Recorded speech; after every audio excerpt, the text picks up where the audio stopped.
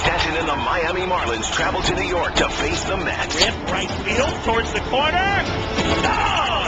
The pregame's at 3:30 Eastern, followed by first pitch at 4:30. Saturday on ESPN Radio. Page and Jones, Fagan, and McMullen. Hello, ladies. Today. Greetings, Anthony. Curry for three. Bang! Loud noises. Fighting noise, the New York Knicks. Got more noises. Be quiet. Yes, ma'am. Let's go around the horn.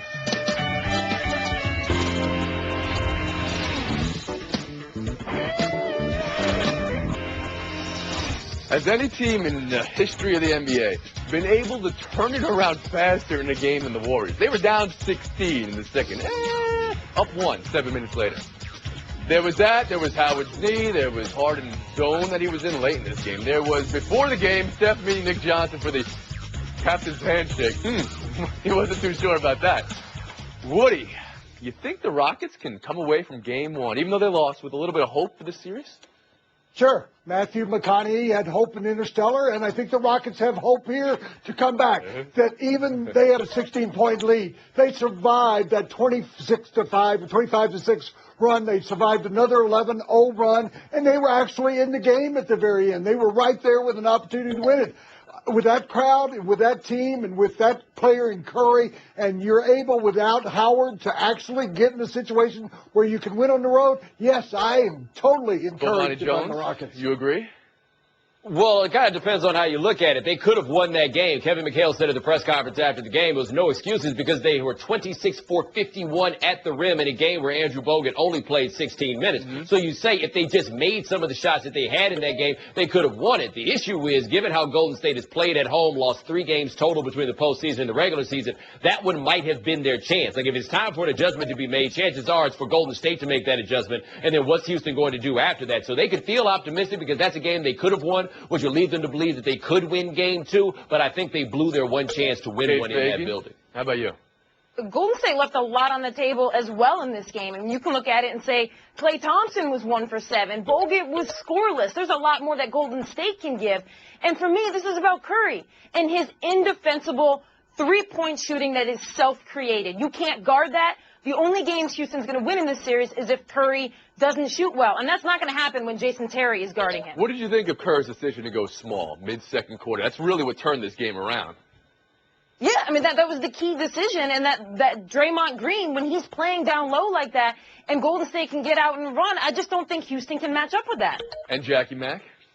Well, Draymond Green gives them so much flexibility. And you're right. The minute they went small and stretched the floor, that's when that 25-6 to run happened. But, Tony, I think Houston played into their hands a little bit during that run. They had 6 turnovers during that stretch. And when we've seen this confounding turnovers and mistakes by the Houston Rockets throughout the postseason, and that's when we start saying, you know what, this team can't win anything. And then they get their act together and they start winning again. If you get a performance like you got from Harden in this game, and Trevor Ariza has turned into their Paul Pierce. He was 4 of 5 from the three-point line. He's hitting big shots for them. Houston's not out. But you said Houston played into their hands a little bit. I mean, their hand was forced because of Howard's injury. So, Woody, how do they make adjustments, especially with the question mark that is Howard? Well, I think that Howard's going to play in this series, and that's a big miss for them, 18 points and 14 rebounds. But I also think that Sean Livingston, I presume, is not going to go off for 16 points and a half. So how do they go small? They're just as good small as I think the Warriors are. That's the adjustment for Houston? Yeah, playing without Dwight isn't the question I've had. It's playing with, because if Draymond Green can guard him, remember, Dwight Howard is not a 7-footer. He's not that big. He's closer to 6'9". So undersized Draymond Green was guarding Dwight Howard effectively. If Golden State can do that, Houston has no chance. Dave Fagan. The issue here for Houston is that Golden State's defense is giving them the mid-range jumper. Do you know who hates the mid-range game? The Houston Rockets. Rockets, right. Daryl That's Morey. the problem here. Specifically, yes. All right, Jackie Mack, last word. Yeah, but the Houston Rockets can shoot threes. They did not shoot well in game 1. If they start hitting three-pointers, then it's going to be Golden State that's going to have to make it. Statistically, if you look at the team, this season, with Dwight Howard, without Dwight Howard, basically the same win-loss. It's a wash. It's a wash. It really is. So we'll see what happens in game 2. All right, now the lottery. Best laid tank, 6 of the Knicks often go awry. The New York Knicks. That comes back to haunt them. Kobe's view of it, Lakers at 2. Uses the word crap, which is always nice. Mini, the 1 to go with the 1, and the 1 they already have on roster. Monster. Bomani, your hot takeaway of this lottery? Well, I tell you, it seems that the West keeps getting richer. If the NBA really needed anything, it's to strengthen the East and the redistribution in the lottery. We normally think about it for teams. The top 2 players in this draft are going to wind up going to the Western Conference. So I think Minnesota's in a good situation. Andrew Wiggins is really, really good. They got a piece of Pekovic they might be able to trade and move to a team that needs a rebounder. This puts them in a pretty good situation. But I think that the intrigue that we're going to wind up with in looking at this draft is who winds up with Jahlil Okafor. Because more and more, you watch these finals, these conference finals, where would Jahlil Okafor fit in with these teams that wound up being the last ones who were there? So good for Minnesota, but I want to see what happens after. Do you believe there's a big drop-off between 1 and 2 and 3 and 4? No, I don't. I think they play different positions. Okay. Fagan, how about you? What I was looking for here was the 215, Philadelphia. I think they made out really well here. I think when you look at their roster now, and they've got Norland's Noel, they've got Covington who shoots the ball really well. Let's say they take Russell. They got 2 bigs. They got 2 really good shooters. Now, Sam Hinkie is a disciple of Daryl Morey, so you got the inside game, you got the outside game. I think for the first time in 3 years, Phillies fans can show up in the fall and see the beginning of the beginning, the actual start of what So you think they're in a better position not being 1 or 2 because there isn't the pressure to go big there, but they already have? Well, of course they would have rather had the 1 or the 2 because then Sam Hinkie can wheel and deal whatever he wants to turn those into. But I think getting Russell on a team that already has 2 big guys is not a bad spot for the Sixers. Jackie Mack, your view of this lottery?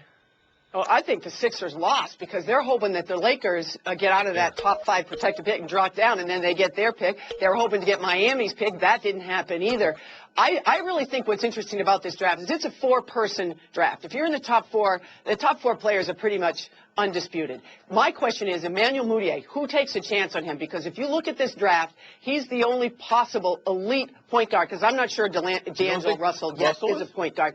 I think he's a combo guard. I'm not convinced he's a pure point guard. And Mudiay has a chance to be really, really great. People compare him to Wall or Derrick Rose. He also has a chance not to be great. So he's the big risk, big reward guy. But you said it's a 4-player draft, so you don't think the Knicks are in a horrible position being a number 4? No, I don't. How about you, Woody Page? That's why I couldn't understand last night. Knicks fans had paper bags over their heads. Spike Lee was off commiserating with, I think, Phil Jackson about how awful this was. Moutier's going to land in their pocket, and Moutier's going to be the best point guard that Carmelo Anthony's played with since an aging Chauncey Billups. They were able to get into the second round of the playoffs. I think this is a great move for the Knicks that someone's going to fall into their hands. They would have gone early, got a bigger guy, but I think you're going to get the best guard in the entire draft and a guy that may be the best player in the entire draft. And so, Knicks fans, calm down. You know, I'm interested by something Bomani brought up before, the whole Okafor question, because you're right. It's not the same league it was 15, 20 years ago. His skill set, I mean, if he was in this Western Conference, he would have been putting up Bogut numbers yesterday, right, playing 10, 15 minutes. He told SI Now before the lottery he wasn't sure if he would or should go number 1. Now we have Minnesota 1, Lakers 2, which has a lot of people going, which is to say, wouldn't you rather play in Los Angeles than Minnesota, even though we just talked about how good Minnesota could be with all the number 1s they're stockpiling. So, Kate, to people who are questioning whether players are questioning whether they go number 1, you say what? I think guys love going number 1, but I think guys care more about the situation in the city they land in than the prestige of going number 1. So for Okafor to look at L.A. and next year possibly playing with Rondo and Kobe and free agent to be named and Julius Randle, and in L.A., I see him wanting that. Jackie Mack, how about you? Yeah, and the Lakers also, they have a ton of cap room, so it'll be interesting to see what they do. And let's be real here. The Lakers, Hollywood, everybody thinks they're going to be a star. That's where they want to. The Phoenix Suns, that's why everybody wants to go there, too. That's nothing new in the NBA. And the number 1 pick, it used to be a bigger deal when you could negotiate your own deal. We have a salary cap now, friends. Those contracts are all slotted in. Woody Page? Sure. Yeah, and there is not that much difference between 1 and 2, but I would reach out to Jimmy DeHill and say, be careful what you wish for, because you go to L.A. and look at the taxes that they have to pay there. You might be better off in a place like Orlando where there's no state income tax. So if you're looking at the big picture, there's 2 warm other places. I think you should consider that. But I understand guys don't want to go to Minnesota. They don't want to go to Denver. They want to go to the glamour cities. Bomani Jones? Man, you're 19 years old. Ain't nothing better about going to Orlando than L.A. Only better time is better to go to Orlando is if you're taking your kids to Disney World. No. If you're at that age, yes, you want to go play for the Lakers. There's nothing to apologize for. Hell, the Lakers moved from Minnesota to L.A., so why would you ever have to explain yourself in that situation, right? But you get taken where you go. You'll be fine if you wind up going to Minnesota. It won't be the end of the world, but I would absolutely rather play for the Los Angeles Lakers under any circumstance whatsoever at that age. Grasp of NBA relocation history as Jones, 16 points and in the lead. We're taking a break right there. Buy or sell next. Coming up, Blackhawks coming out ahead. Did any of you guys know that was illegal? Got that. A lot of NHL players did not seem to know that was illegal. Imagine if the game ended like that. Oh. Geico presents Strange Saving Stories. Astronomers detected an interstellar transmission. It stated, Geico, 15 minutes could save you 15% or more. The implications were staggering. Was the cosmos telling us we could all save hundreds on car insurance with Geico? Or did their radar merely pick up a signal from the nearby Rufus and Clyde's morning show? We may never know. Geico. 15 minutes could save you 15% or more on car insurance. Buy or sell. 160 minutes, 118 shots, and of course the headbutt. That wasn't. Game 3 is 40 hours later. It's going to look like it's played in quicksand, but that's okay because we got a split series right now, Woody. What was your takeaway from Game 2, Ducks and Blackhawks? Longest game in Chicago Blackhawks history. That's first. The second, the headbutt. I think he really believed that he could do that. But the third thing, Corey Crawford gets kind of lost in this. This is his 13th overtime win in the playoffs, most by any goaltender, and they don't want to go back. They don't want to go 0-2 against the Ducks. No, it was a huge win for Chicago. I got you. Buy or sell for you, Bomani. Well, I'll tell you this. If you're going to wind up in a situation where you're playing 2 games in one night, you really don't want to be the team to lose it, and you really don't want to be the team losing it going down 0-2. Like, it's hard to imagine if the Blackhawks had lost that game after everything and flying back for the next one that they would have been ready for Game 3. This puts them in a way better situation, obviously. Yeah, well, I buy that the fans in the stands knew that was a goal before the Blackhawks knew it wasn't a goal, because the Blackhawks were pretty convinced there in their celebration that they thought that was going to be a goal. Wouldn't you celebrate it nonetheless and see if you could just sway favor with the refs? Maybe see if the refs won't notice that you actually headed that into the goal. That's what there was a lot of NHL players online saying that's illegal. That's the first I've ever heard of it. It seemed like not everybody was aware of that. I love when professional athletes aren't completely sure of the rule book. But as far as the Blackhawks, they needed this win, right? And I think Bomani's right. You can't play that many minutes and then lose and go down 0-2 and think that emotionally you're going to be able to respond from it. And Jackie Mack, what's your takeaway? Yeah, you're right about the minutes, too. The Chicago's going with primarily 4 defensemen here, Tony. Each one of them played over 46 minutes in this game. That's a lot of fatigue when you come out on the losing end. You don't feel so bad when you come out the winner. Buy or sell 2, Cavs and Hawks, Game 1. In the regular season, it was 3-1 Atlanta. One of those games without LeBron. 3 before New Year's, all with love. Atlanta's got home court, too. Should they feel like they're the favorite in this series, Bomani? I think they should feel like they're the favorites, and I think this comes down to matchups as much as anything else. The big addition, I think, that changed things for the Cavs, they got J.R. Smith, but it was getting Mozgov to protect the rim. The Hawks have big guys that can pull him away from the rim. If he's not there, I don't know how they're going to play enough defense to win 4 games out of 7. Are you picking Atlanta? I can't believe I'm saying this on television, but yeah, man, I'm going to go ahead and do that. You seem like you're not so convinced after saying it. How about you, Kate? Well, no, I have Cleveland winning this series. I got 68% is what 538 has them at. Of course, there's LeBron, but there's also Mozgov and Thompson. Their offensive rebounding, I think, is going to be really important in this series because Atlanta is only the 22nd ranked defensive rebounding team. Jackie Mack. I think it's possible Atlanta wins, but they have to become Spurs light, like we've been calling all year. Do that ball movement, get it around, get Kyle Korver open, who shot 28% from threes in the last series. And here's the main thing: make LeBron work on defense the way the Spurs did in the finals last year. Woody Page. Yeah. You can talk about, if I'm the Hawks, I go in confident. I think I'm the favorites. Guess what? The other team has the best player on the planet. He's going to go to his 5th NBA Finals. You can feel all the confidence you want, but LeBron's going to win this series. Those people picking Cleveland, I want you to come back and prove it. Now, in your last series when you were picking against the Cavaliers. You said the Bulls were going to blow the Cavs out, and they had LeBron in that series. Woody, is this a change of tune, or have you been convinced now after being so wrong last week? Tony, like you, I learned from my mistakes. There you go, Woody Page. Buy or sell 3. John Calipari is showing everybody with Twitter eyes he has no interest in the Pelicans job, while also acknowledging why the job would make sense. Anthony Davis and Tyreek Evans. Kate, is the Pelicans gig a job he should covet?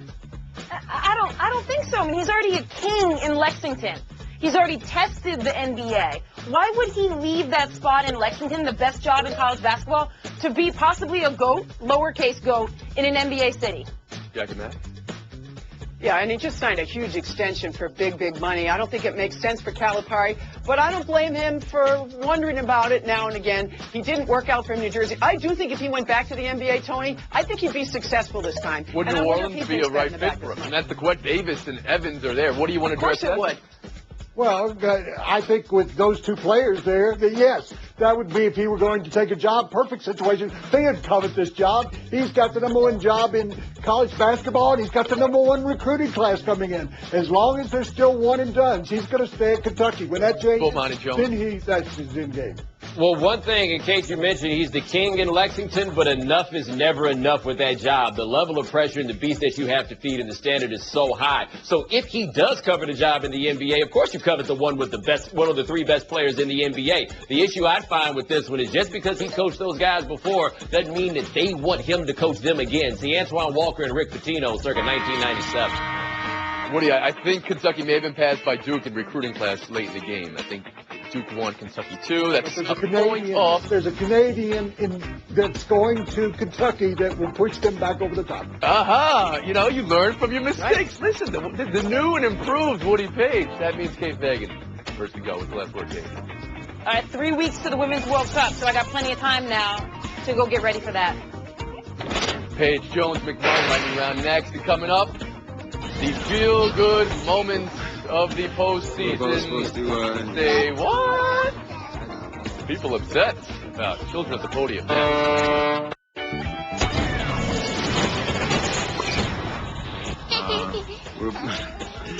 We're both supposed to, I know, hold on. All right, here we go. A conversation people of your ilk have had before. They're having right now. You can see it on the screen. Some people upset with players bringing their young children onto the podium with them. A business setting. Brian Windhorst called it today on First Take. And, of course, some people upset with people being upset because children. Woody, how should the NBA feel about players bringing kids to the podium? I think the NBA and the entire Players Association should say that's not the proper place for little kids. It is the workplace. Tony, I don't take my little kid into the locker room when I'm interviewing the players. I think you're there to do your job, and, you know, it's cute, but it's not proper. Bomani, that how you see it? No, not really. And look, I understand the argument that it's inappropriate for people to have their kids there because it is inappropriate to have your kids running around under the table and everything else. But it's adorable. Those are press conferences. It's not the end of the world. People like them. The NBA likes to promote these moments of people having their kids up there. Chris Paul's kid, he's like a celebrity because of these things, because people like them. You'll have to write your column with a kid up there making noise. How about you?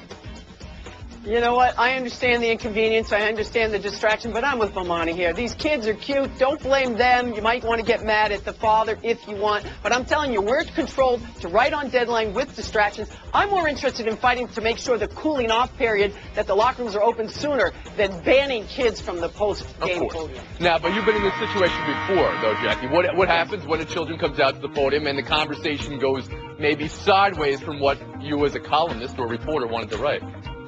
Well, it's a little distracting, but sometimes you get a story out of it. Listen, if I could have Douglas sitting up here now with me, I would, but he'd tell me to be quiet, too, so what's the point, you know? Okay. All right. Jackie, it's going to be the last word for you today. But you got Doug in the show, which is always nice. Yeah, except for he's not here. But that's hard. Paige Jones, that's our showdown next. 2 enter, only 1 will leave. And straight ahead, 1 if by hat. 2 if by boats. 3 if by chocolate sauce. ESPN Radio. With the action on the court, the diamond, or the gridiron. Comes alive. The NBA NBA. The San Antonio Spurs are the world champions. Major League Baseball. San Francisco Giants are the champions of the baseball world. The new college football playoff. College football playoff national champion, the Ohio State Buckeyes. You're home for the best in sports play-by-play. ESPN Radio. It's showdown, it's Page and Jones, and it's one for the entire ballgame. You ready? A home run into a hat, a home run into a boat, a home run off of a pole that wins the game, and that ends in chocolate sauce. What was the best final resting place for each ball and or celebration, Woody Page? Cherry on top of Ryan Zimmerman. This was his 10th walk-off. 2 against the Yankees, 9 years apart, even though they rarely play them. I think Zimmerman, now third on the all-time list in the National League. That was the one. Yeah, that sounds fantastic, but did he hit the ball into a boat? Like, did he hit the ball on the fly into a boat? That ball went so far in Pittsburgh, I didn't even know the water was that close to the stadium, and he hit the ball into a boat. Thank you for pointing that out. I believe that we said that in the introduction. Yes. I think it's insane that Zimmerman is on the all-time list for walk-off home runs. I'm going to give the point to Woody Page then. How many of those This is did he the hit? all-time list of walk-offs. Did you know that? I didn't. Woody, take the time. Yeah. It's time to say goodbye to David Letterman. Tonight, he has had 6,000 shows, late night with David Letterman. I think he changed the tone of TV just as Johnny Carson had done before him. I want to say goodbye to David Letterman. 6,000 shows. That's my goal in life. I'm about a third of the way there. So you can expect me to be on here for a long time doing my stupid human trick. So congratulations to Dave. You deserve the right to go off with your son to Montana and go fishing at your ranch. I think Dave's done an incredible job. When's the last time he hit the ball into a boat? Bye-bye, let it go. Enough with the boat. Put your hands together for Letterman. That's going to do it, folks. Thanks for coming around on a 23.5-hour break. We'll see you tomorrow around the horn. You got to go? Fine. Miguel Cabrera leads the Detroit Tigers into Anaheim to face Mike Trout and the Los Angeles Angels. The pregame's at 7 Eastern, followed by first pitch at 8. Sunday on ESPN2 and on ESPN Radio.